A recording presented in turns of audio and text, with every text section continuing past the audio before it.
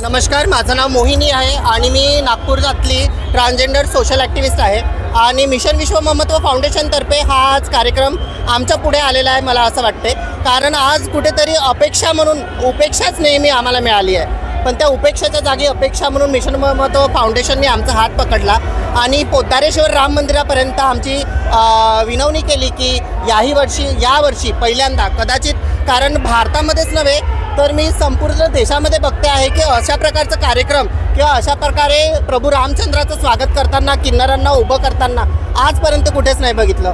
हा विचार कुठेतरी विश्वममत्व फाउंडेशनला आला आणि त्यांच्या रीतीने आम्ही पोद्दारेश्वर राम मंदिरापर्यंत हा प्रस्ताव ठेवला.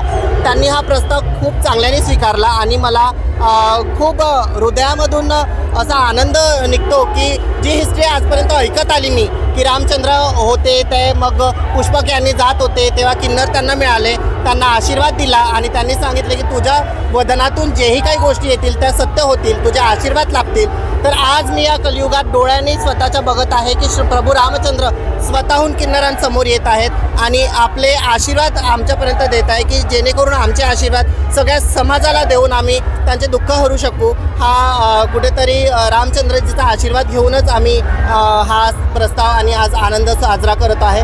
तर त्याच्यासाठी खूप खूप मन हर्षून आहे आणि थँक्यू सो मच. धन्यवाद सगळ्यांनाच.